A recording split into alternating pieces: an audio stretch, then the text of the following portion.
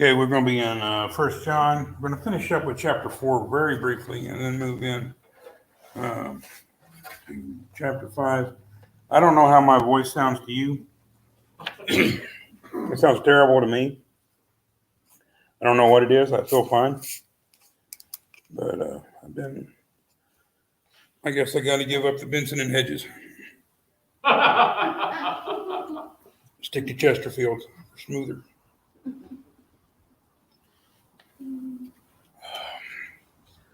Sherry says hello. Hello to Sherry. We're going to go as long as my voice holds out. By the way, it sounds okay. Okay, good.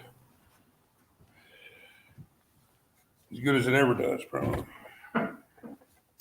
Probably couldn't do my Paul Harvey impression right now. So I'm gonna try. It's about like my Jimmy Stewart impression.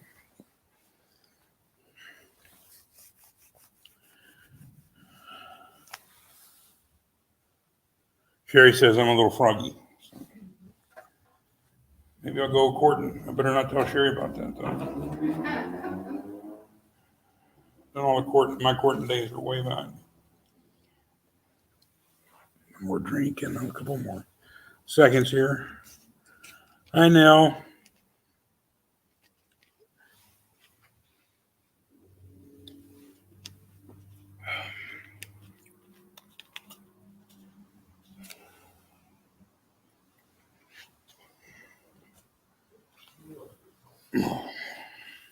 And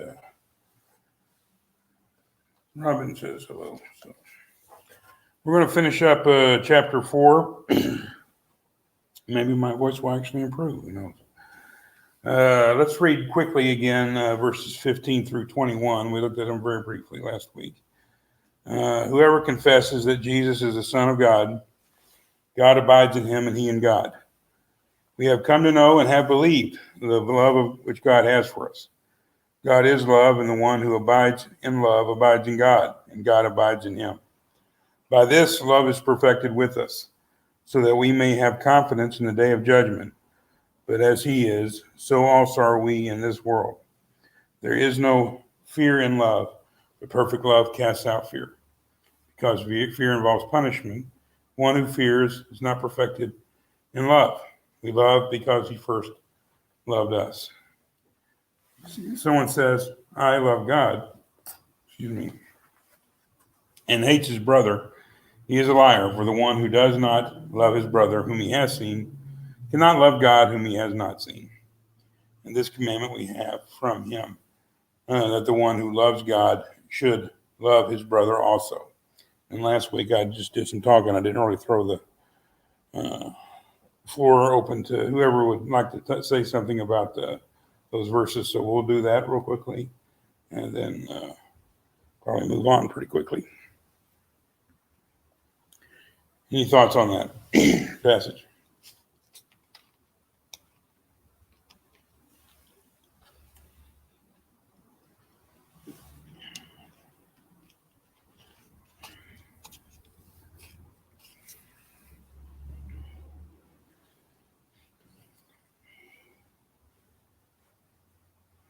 You can't love one another unless you get to know them and talk to them. Okay, it is, there's different kind of stages of love, I think, and there is this initial welcoming love, and then it grows and develops. Any relationship, you either are getting stronger or probably moving apart. And it's one of the hardest things to do in any aspect of life is to stay right where you are. And in any relationship and any activity, you either are going in the right direction or you're going in the wrong direction. You're probably not just treading water very effectively. And we should be growing in our love for each other. It starts at one level and it moves forward, and there's going to be some setbacks. It's, not usually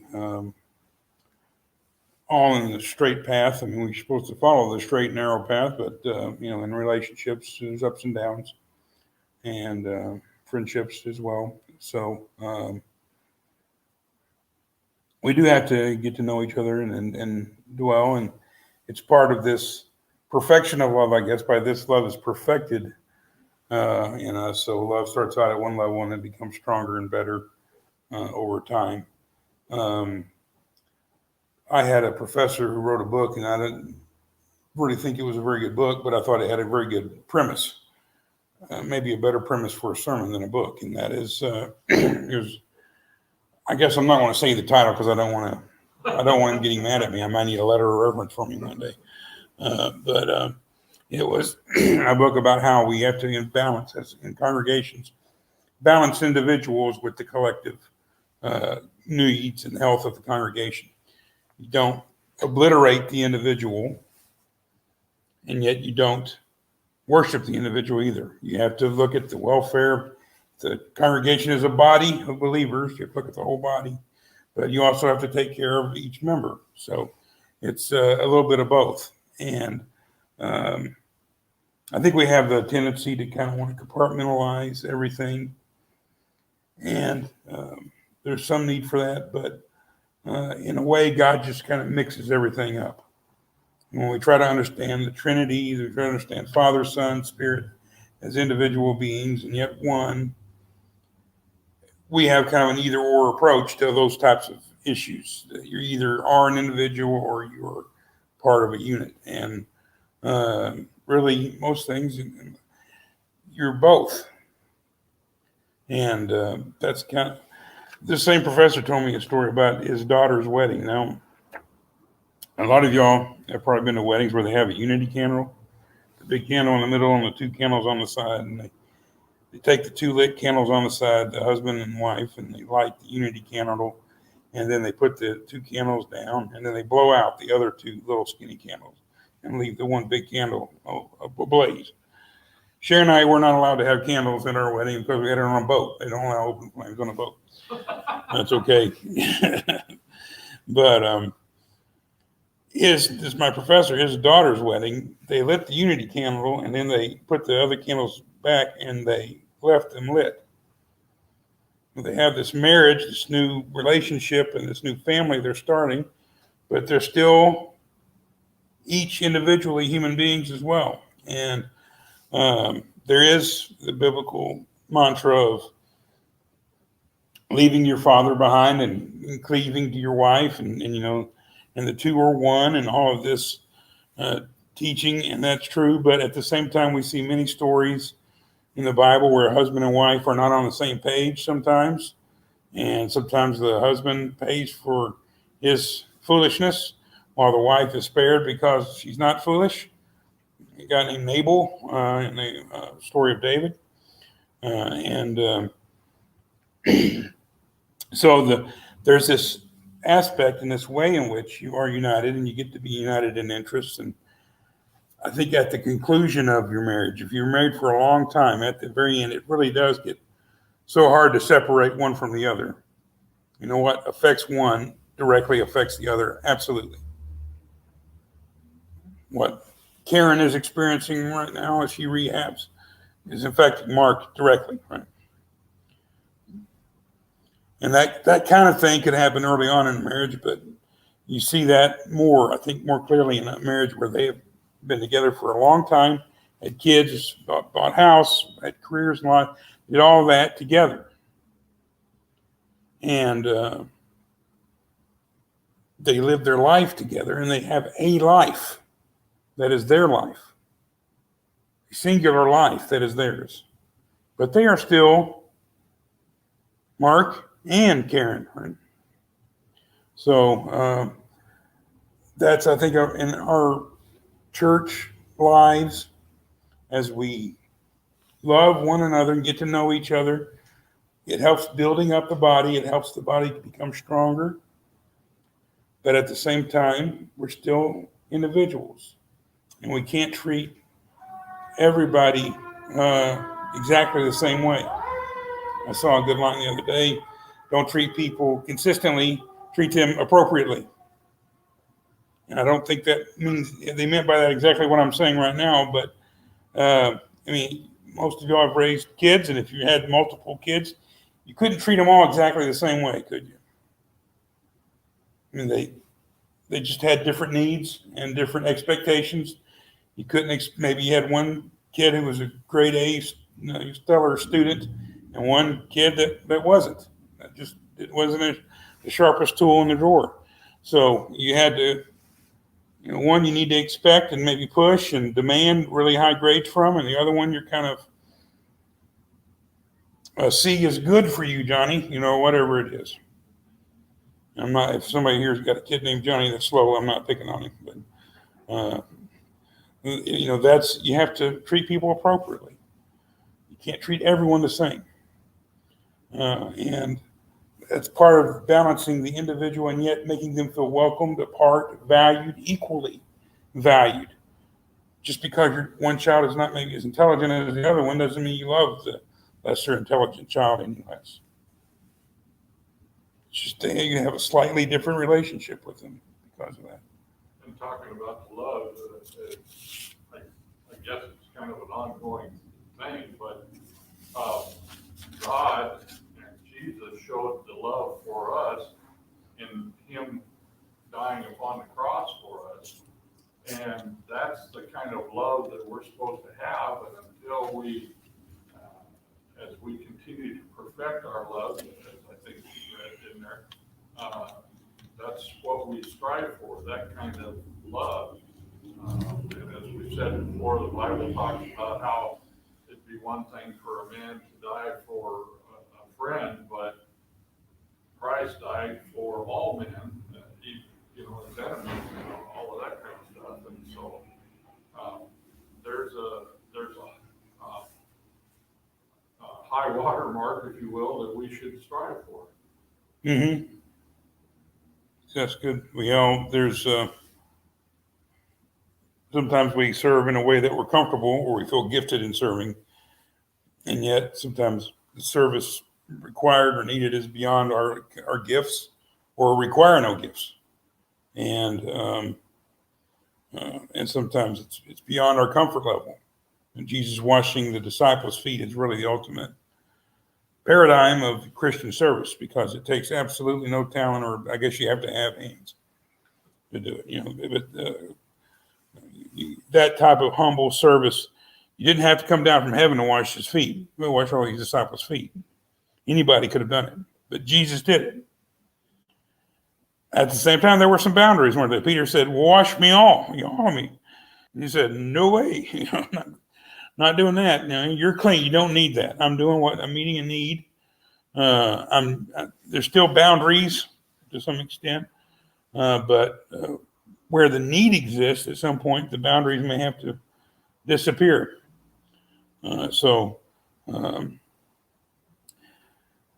That's again treating people appropriately.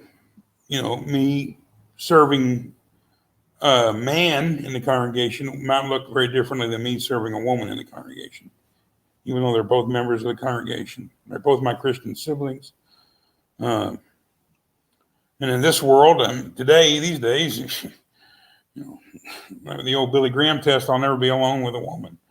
Well, maybe you should never be alone with a man either. I don't know the way things are going these days. It's that you do have to treat appropriately, but sometimes beyond your comfort level. Let's get into chapter 5 before my voice completely gives up the ghost here. Chapter 5, verses 1 through 5. Rick, do you think I could read loud enough? Yeah, sure. Go ahead. I was about to ask somebody to do that. 1 through 5.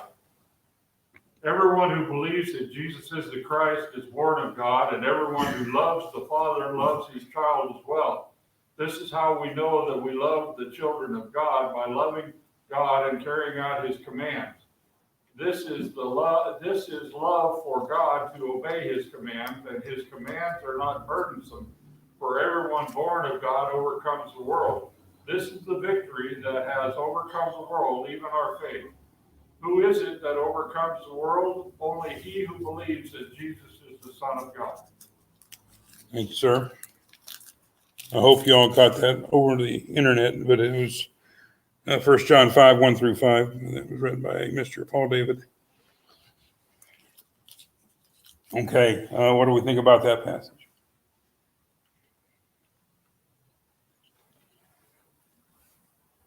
Well, that phrase is commands are not burdensome is, you know,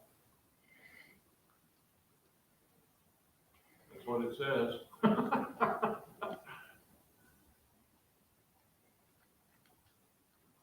But they can be, can't they? And sometimes the commandment is carrying a cross up a hill.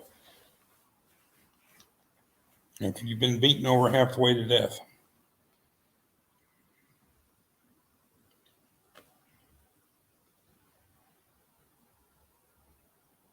But in daily life, following God, the path He gives us really relieves us of a lot of the burdens. How many people right now are stressed to the core because their primary objective in life is to get ahead in their career? They have a job they want to do well in, get promotions, to make more money, whatever it is, achieve fame, stardom, whatever. And how much of a burden is that on them? But we make God's commandments a burden because we fight them. They are become more burdensome certainly when we fight them. Because like you say, that what He asks us to do really takes the burdens off our lives if we put our trust in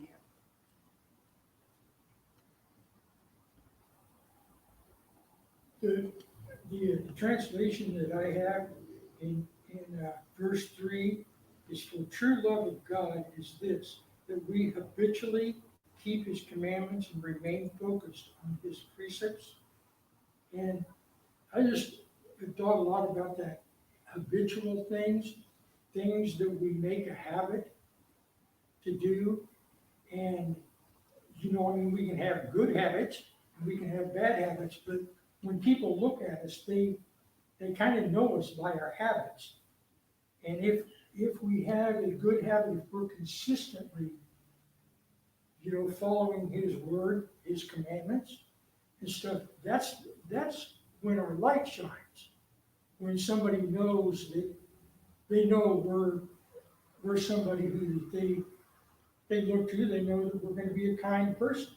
They know that we're not going to be this way and then that way and the other way. So there's habits, and we can have good habits and we can have bad habits. And sometimes I think that in following, for me anyway, I can follow things whenever they seem to be easy.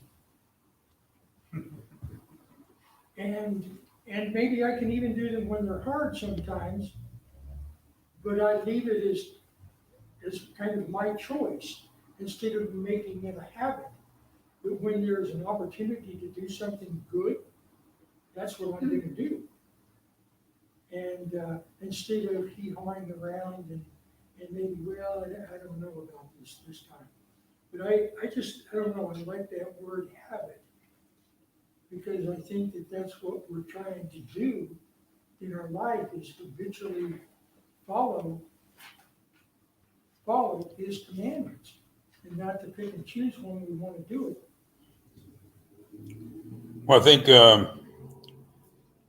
certainly when we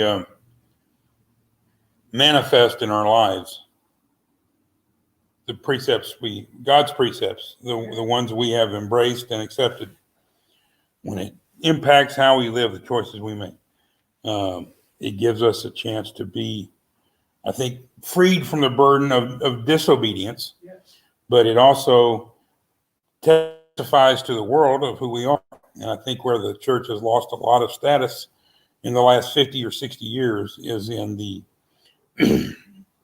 not in the welcoming of sin or sinfulness, but in the failure to manifest and show the world that our faith means something.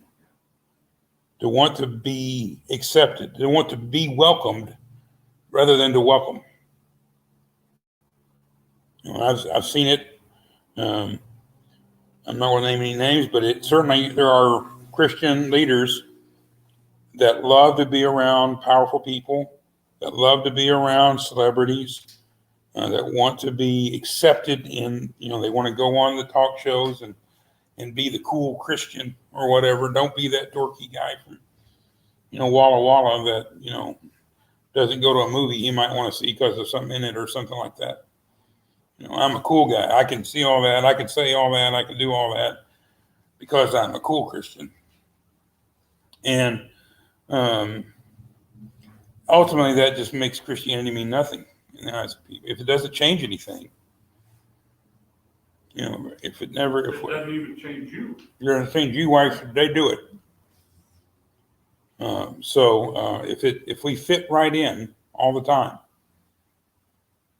I was at I'm not going to name the congregation. I'm always trying to protect the ignorant. But there was a guy, he was an elder at this congregation. Sherry and I visited one time. And I guess it was his retirement party, and they asked him what he was going to be doing or whatever. And he said, well, I'm an elder at the church, so I'm going to be spending more time doing stuff with the church and all that. And everybody there was just stunned. They had no idea he even went to church, that he was a Christian at all. And he'd worked there for 30 years or whatever. And he was an elder. Now, maybe people just aren't observant, and Seattle folks have a way of putting on kind of their blinders and just kind of staying in their own lane, kind of politely just minding their own a little bit. But, you have to, I think it did make him, and he was looking back and, was there a failure on my part in my life to manifest what I believe? And habitually, daily. Not was I a good person most of the time, because most people in a work environment, aren't most people basically pretty good folks when you go to work with them and all that stuff? And yeah, they have their bad days,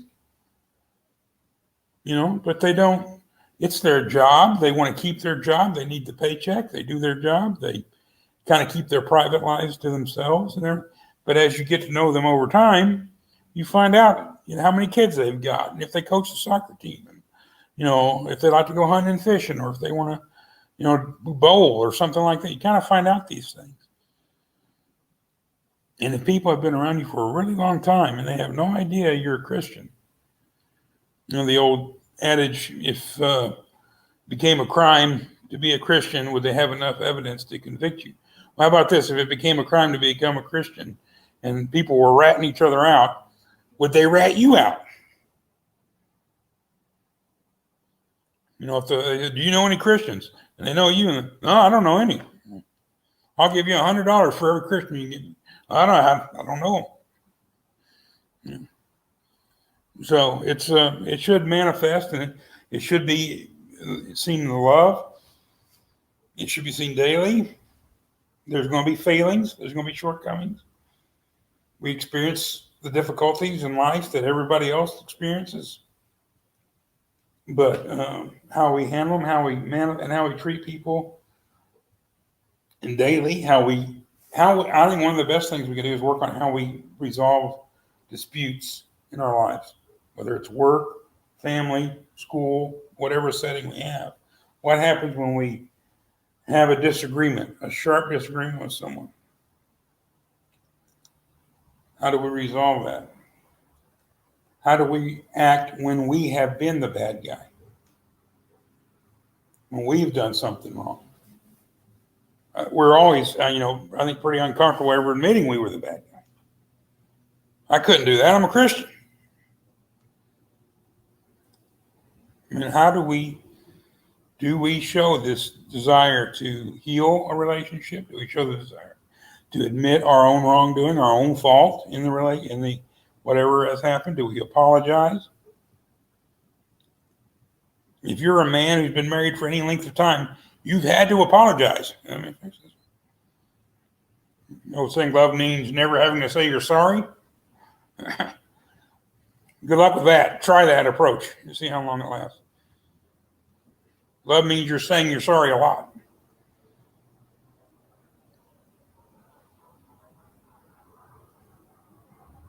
How much, Do we really want to restore relationships, heal relationships? Do we want to get forgiveness, experience forgiveness? Do we want to be forgiving people?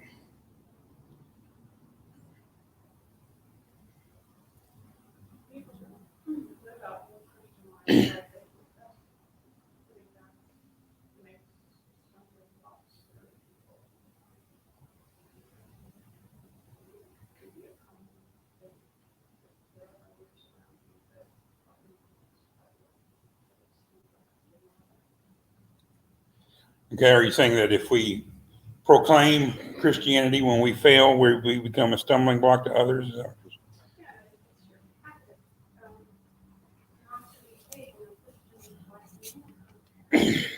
Okay.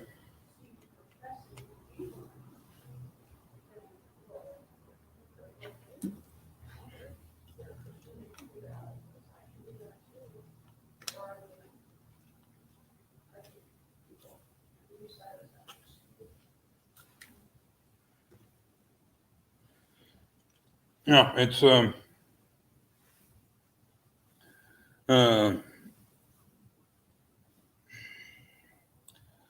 think we have to be good witnesses, faithful witnesses, and in our context, maybe subtle witnesses. You know, maybe it's not a world where we can go out and,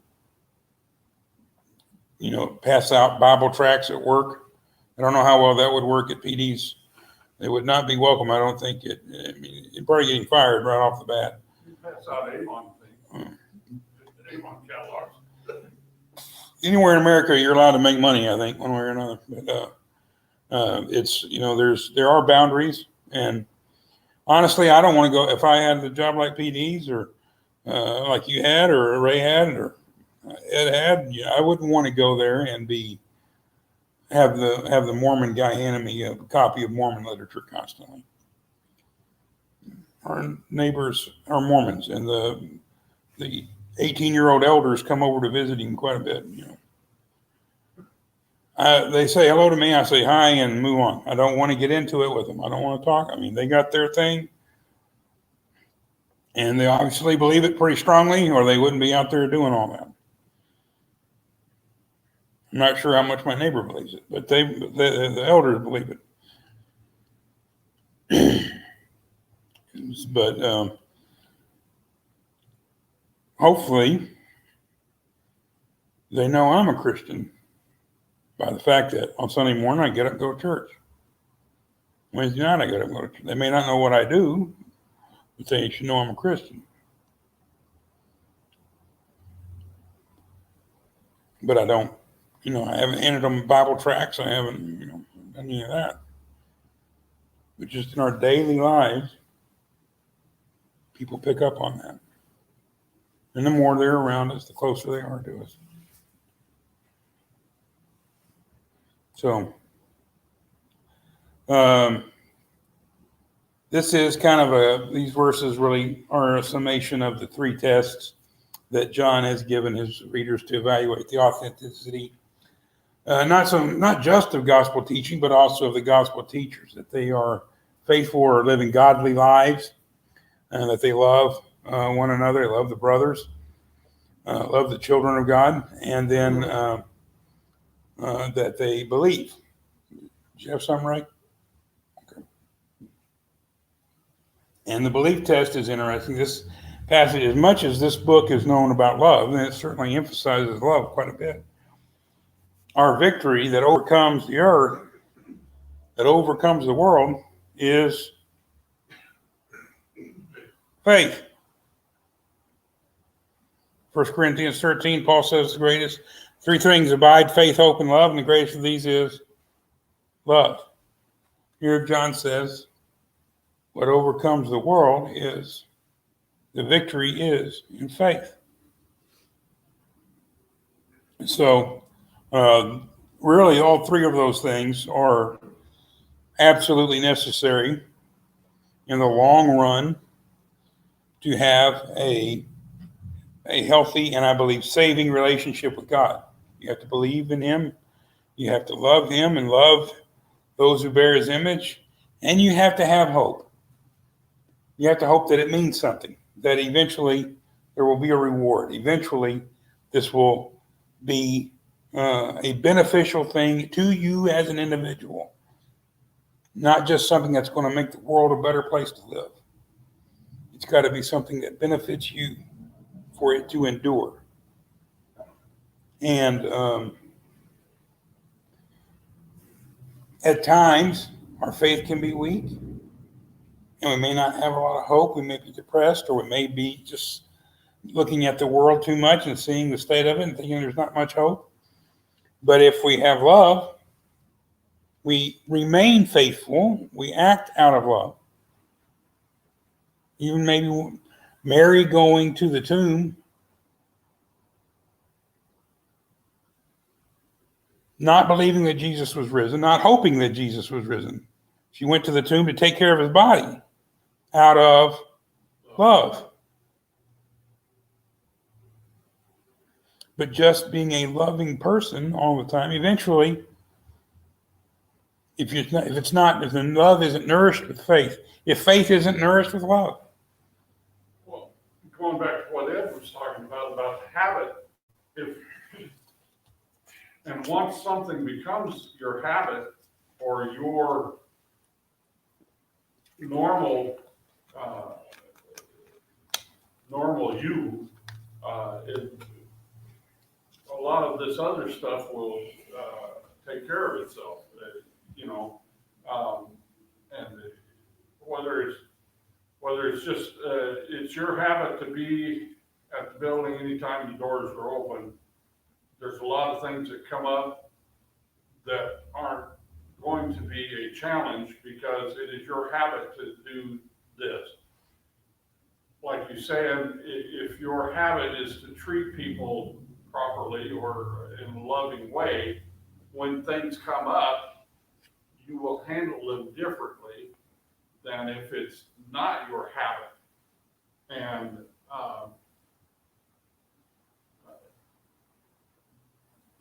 Once it gets to be a habit, it's easier. It's not a burden. Yeah. I mean, when we do make things that are positive habits in our lives, it hurts to not do them, doesn't it? It's easier to do it than it is to not do it. It's been a long time now. I used to be in the habit of walking a couple of miles a day. And just like people that stay home and it gets to be a habit, it's hard for them to get back. So, but if you're used to coming, or if you're used to exercising, or if you're used to eating or something, then when you deviate from that habit, it's hard to deviate from it. You may do it, but you are bothered by it. Whereas It's not burdensome once it becomes a habit. it's part of life.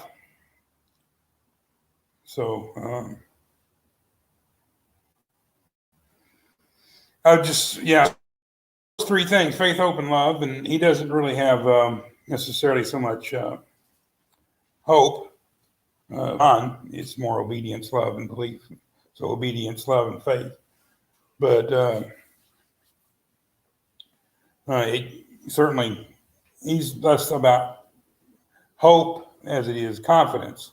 When confidence is, when you really believe, when you really have the hope,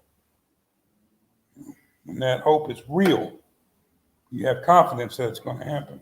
well, and I know I've said it before, but the word hope for us has a different connotation than it does in the Bible. When we have, it's more of a faith or belief than hope. You have the hope of heaven. You have the hope of eternal life. You need to make that more than what we traditionally call a hope. It's got to be a belief or a faith that it's going to happen. When you ask people, are they going to heaven? What do we say? Well, I hope so, but that's not the kind of hope that the Bible is talking about. There's an assurance in that hope. it's kind of like what we were talking about before with the different Greek words for love. There's got to be,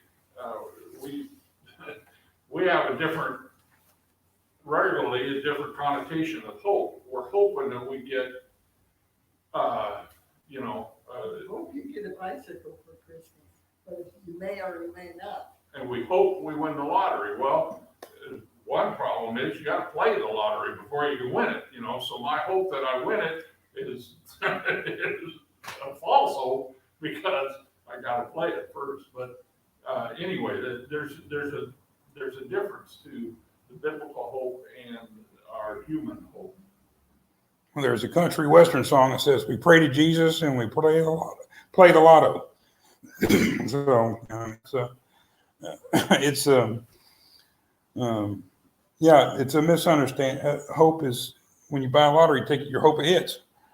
When you have a relationship with God, you have confidence. Your hope is in Him. It's not in some guy on TV telling you your number's one. It is in Almighty God keeping the promises that He's made. And He has always kept His promises, maybe not in the way they were expected to be kept, even by the most faithful believers, but He keeps them, and He will keep the promises that He's made to us. And the manifestation of love is obedience, and that gives us hope. It's better, Jesus' parables are never about going out and buying a lottery ticket. He does a lot about farming.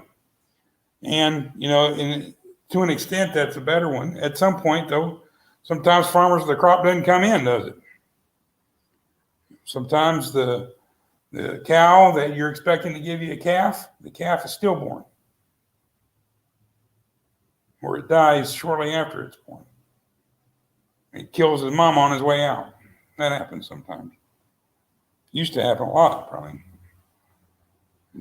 Your wife's about to have a baby and you're hopeful for your child and all that, and the mother and child dying in childbirth. Used to be a much more common occurrence back in the so-called good old days. I'm telling you, I've told you this before, I'll tell you again, there's a lot of problems in the world right now, but in so many ways, this is the best time to ever be alive. Maybe we've got it too good. Maybe that's our problem right now, is that it's too good, but it is really the best time. And it's, we don't like everything going on, but you wouldn't, if you were put back in time, you wouldn't like everything that was going on back then either. So, and a lot of what's going on now has always been going on. It's just people tell you about it on the social media, and they can tell 7.5 billion people instantly what's going on, what they had for breakfast for some reason. Well, I'll let y'all, anybody else have any comments on that? We'll call it a night. Listen to them. He haven't gotten up and ran off. That's pretty good. Yes, sir. I'd like to speak to this idea of love from a little bit different angle, and I don't have a scripture or anything to back it up. It's just from personal experience. It kind of relates to what Ed was talking about and our habits. For roughly 20% of my life, I didn't think I didn't like myself. I didn't love myself. I didn't like who I was. I couldn't enjoy life. At least in my mind, I couldn't enjoy life. And I like myself fine if I had some kind of a substance-induced happiness. Yeah, for a long, long time. I didn't want to quit that because that's when I had fun. I just did not think I could have fun without it. When I did quit doing those things, I realized, you know what? Me, the way God made me, isn't so bad after all. And I learned I could have fun. And later when I made a real commitment to be a Christian, that the same things held me back from becoming a Christian, is that I had it in my head that there's no fun in that. All these rules and commandments and all these things you have to do and not do. I'm sorry, Rick, I'm trying to make a point, but I think we need to, we need to love God, we need to love others, we need to do things to help others and all those things, but we need to love doing it, have fun doing it. I'm not saying everything in life is fun and it's gonna be all,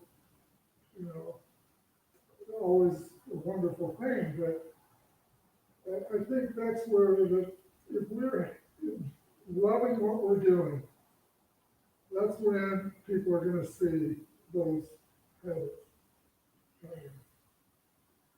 So anyway, love's a big word that encompasses a lot of things. We can be, if we're Christians, but we're down in the dumps all the time, and we're not happy with the life we're living, that's gonna be, expressed outwardly to folks around. If I may, I think you're saying that to love your neighbor as you yourself doesn't mean very much if you don't love yourself. And we do have to practice self-love and realize, and it can be a fine line, between self-love and narcissism, I guess. But if we don't think of ourselves as worthy of God's love, and in some ways we are not, but if we don't think of ourselves that way, then why are we going to think of anybody else that way? So if we don't love ourselves, we don't practice self-love and self-care. Jesus practiced self-care. Jesus went up, he got away from everybody. And he's like, I got to leave these idiots away. I got to get away from them. And then, he had to get away from them sometimes. Jesus practiced self-care too. So it's a human need. We do have to find joy in service. You're only going, and that's why I don't harass people about coming to worship. If I have to go there and bend their arm, beg, plead, cajole, inspire them to feel guilty, to get them here, maybe they'll come a couple times, but then they won't keep coming. If they don't want to be here, in America today especially, if you don't want to do something, if a grown adult doesn't want to do something, he's not going to do it. Hopefully when they come here, they feel loved, they feel encouraged, they feel valued, they feel welcomed. And if they don't feel welcomed, they sure won't come back. People will do, who wants to go somewhere where you don't feel welcome? Not as you can be or as you should be perhaps, but just as you are. And that doesn't mean there's not a place for transformation. It certainly is. But it has to start somewhere.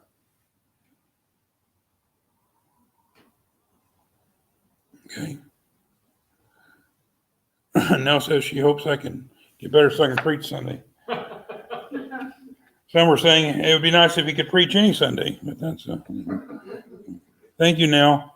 I don't feel bad. It's just my throat is betraying me this week. So on that note, we will wrap it up. Good thoughts, everybody. Thanks for doing a little more talking than normal.